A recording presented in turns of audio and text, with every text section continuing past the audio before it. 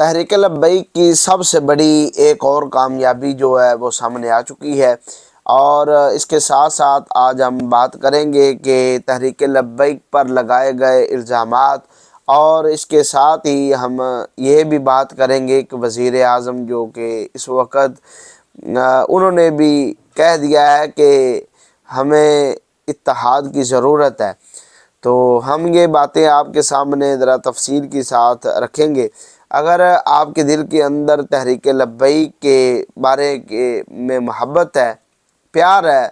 تو اگر چاہتے ہیں کہ یہ تحریک واقعہ ہی نبی پاک علیہ الصلوۃ والسلام کے دین پر کام کر رہی ہے، تو یہ ویڈیو خاص کر آپ کے لیے ہے، اور ہم آپ کے ساتھ کوشش کرتے ہیں کہ تازہ اور نیوز اپڈیٹ جو ہے وہ آپ کے ساتھ شیئر کریں۔ تو وزیر اعظم نے جو کہا کہ ہمیں قومی اتحاد کی ضرورت ہے، اس کا مطلب یہ ہے کہ وزیر اعظم صاحب بھی جانتے ہیں کہ قوم کا اتحاد جو ہے وہ نہیں ہے۔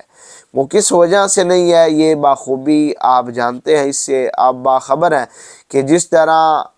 ایک تحریک پر ظلم کیا گیا، اس کے جو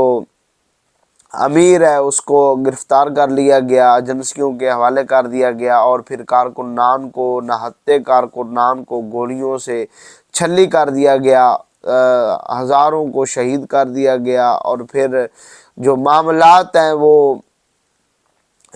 امن کی طرف نہیں بلکہ انتہائی سنگین بن گئے، جس کی وجہ سے اب قوم کے اندر اتحاد، قومی اتحاد جو ہے وہ نہیں ہے۔ اسی وجہ سے آپ نے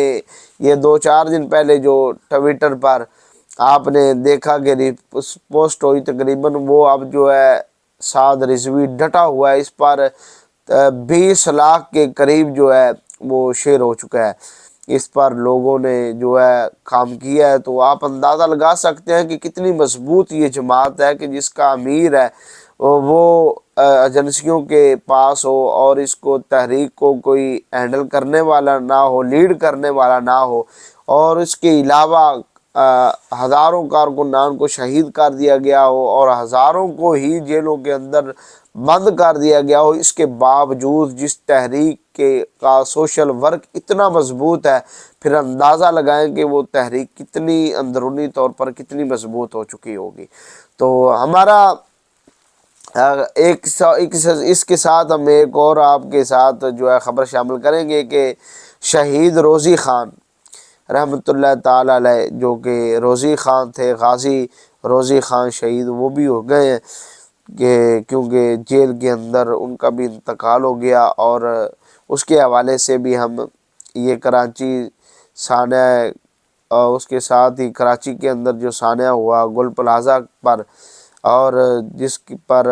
کروڑوں کا نقصان ہو گیا، ہزاروں دکانیں جو تھی وہ جل گئی، تو یہ بھی خبر ہم آپ کے ساتھ شامل کریں گے۔ سب سے پہلے سعد رضوی صاحب کے بارے میں یہ جان لیجئے کہ سعد حسین رضوی صاحب وہ ایجنسیوں کے انڈر میں ہے، ان کی گرفت کے اندر ہے، تو ان کا جو باہر آنا وہ ایمرجنسی تو نہیں ہو سکتا، لیکن قانونی کارروائی پر ہی وہ باہر آ سکتے ہیں، اور یہ اتنا جلدی جو ہے معاملات حل ہونے والا نہیں ہے۔ دوسرے نمبر پر یہ بات ذہن کے اندر رکھیے گا کہ لبیک پر جو الزامات لگ رہے ہیں سوشل میڈیا پر، آئے دن آپ دیکھتے ہیں کہ حکومت کی جانب سے اور دیگر صحافیوں کی جانب سے تحریک لبیک پر آئے دن الزام لگائے جاتے ہیں کہ یہ قانون کا راستہ جو ہے وہ اختیار نہیں کرتے، یہ خود ہی سڑکوں پر نکل آتے ہیں، یہ خود ہی معاملات کو ہینڈل کرنے کی کوشش کرتے ہیں، یہ سڑکوں پر نکل آتے ہیں، لوگوں کو نقصان پہنچاتے ہیں۔ یارو اندازہ تو لگاؤ، یہ تو مرید کے اندر رک گئے تھے، ان کا جو پروگرام تھا فیض آباد کو جانے کا وہ ترک کر دیا تھا، اور رک گئے تھے اور چاہتے تھے کہ ہمارے ساتھ بات کرو۔ ہم بات کرنے کے لیے تیار ہیں، ہم آپ سے مطالبات کرنے کے لیے تیار ہیں، ہمارے ساتھ بات کرو، لیکن اتنی نرمی، اتنی لچک دینے کے باوجود بھی وہاں پر کوئی وزیر، کوئی مشیر جو ہے وہ نہیں پہنچا، اور اتنے سنگین حالات بنا دیے کہ جو کہ بیان کرنے سے زبان قاصر ہے۔ تو ابھی تک کہتے ہیں کہ قانون کا راستہ اختیار نہیں کیا۔ ہزاروں ایسے لوگ موجود ہیں جن کے بچوں کا ابھی تک پتہ کوئی نہیں ہے کہ وہ جیلوں کے اندر ہیں یا مر گئے ہیں، یا ان کی لاش کہاں پہ ہے، یا کیا صورتحال ہے۔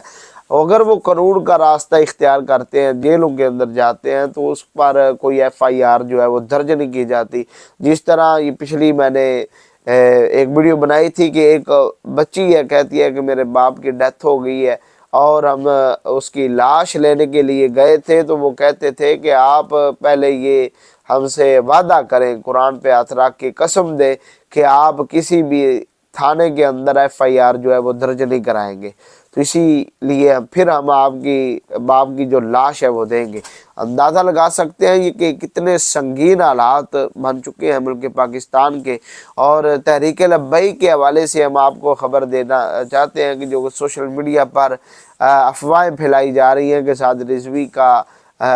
انتہائی اہم اعلان یہ ہو گیا ہے کہ وہ باہر آ گئے ہیں یا آنے والے ہیں، ابھی تک ان کے باہر آنے کی کوئی بھی خبر جو ہے وہ کنفرم نہیں ہے،